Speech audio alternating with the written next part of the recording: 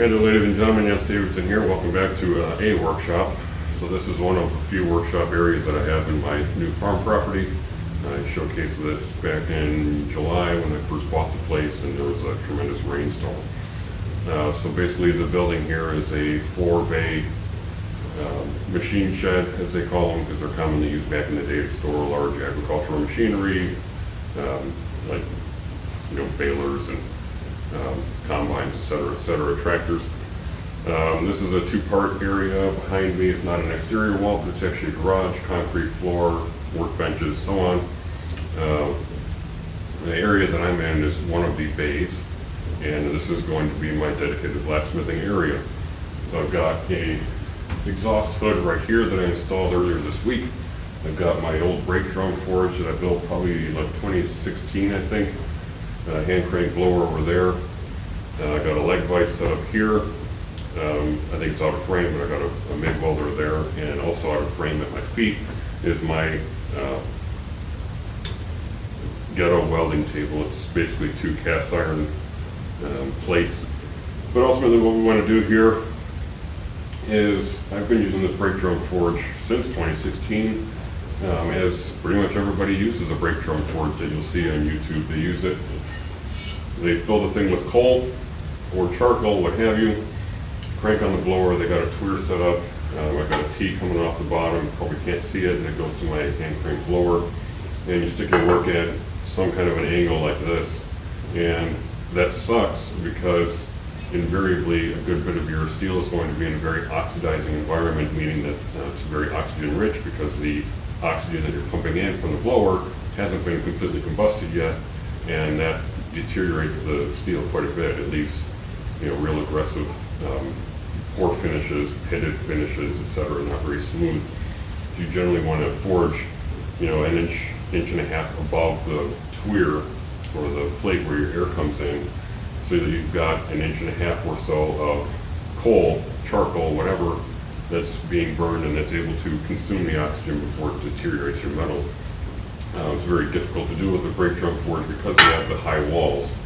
And if I just stuck the piece of material in level, it's too far away from the flame to really get that hot.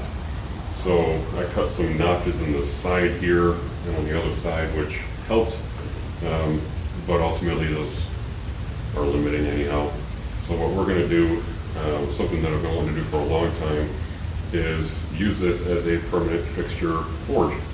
So it's going to be drafted to the exhaust here, which goes outside and then goes up well above the roof line. And we're going to build a table around this. And the table is going to protrude 10 inches off the back, which will allow me to build a side draft style forge, which will suck with the draft, it will, the smoke and everything will get sucked up, pulled up there, instead of venting in here and leaving soot on my cars.